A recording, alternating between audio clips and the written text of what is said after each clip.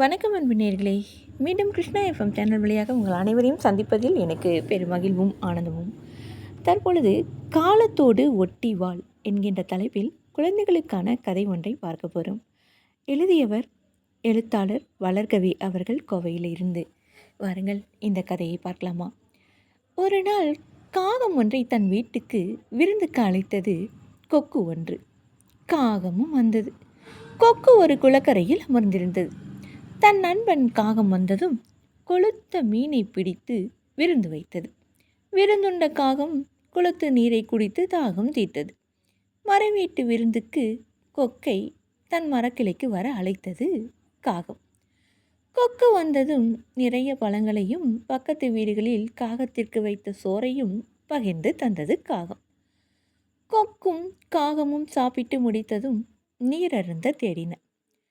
பக்கத்தில் எங்கும் குளமோ குட்டையோ இல்லை. கொக்குக்கு காகம் தந்த வடையின் காரம் தண்ணீர் தாகத்தை அதிகரித்தது. காகம் பறந்து சென்று பார்க்கையில் ஒரு வீட்டின் பின்புறம் இருந்த பானை ஒன்றில் கொஞ்சோண்டு தண்ணீர் இருக்க, காகம் அந்த நீரை பருக தன் அலகை உள்ளே நுழைத்தது. ஆனால் நீரோ எட்டவில்லை. சரி, தனக்குத்தான் தண்ணீர் இல்லை, பரவாயில்லை, நண்பனுக்காகவாவது கொடுப்போம் என்று கொக்கை அழைத்து வந்து அந்த நீரை அருந்த சொல்ல, அது தன் நீளமான கூர்மூக்கால் நீர் அருந்திவிட்டு நன்றி சொன்னது.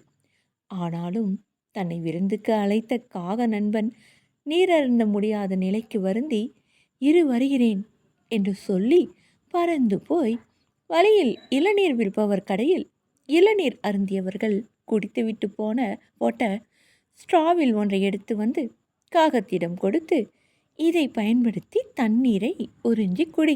அந்த காலம் மாதிரி சின்ன சின்ன கற்களையெல்லாம் பொறுக்கி போட்டு குடிக்கலாம்னு நினைக்காத. அப்படி போட்டால் அறிவியல் படி தண்ணீர் மேலே வராது. அது மட்டுமல்ல, அந்த பானை கூட உடைய வாய்ப்புண்டு. காலத்துக்கு தக்கபடி உன்னை மாற்றிக்கொள் என்று சொல்லி பறந்து போனது. என்ன நேர்களே, இந்த கதையை உங்கள் குழந்தைகளுக்கு நீங்கள் சொல்லி காட்டலாம்.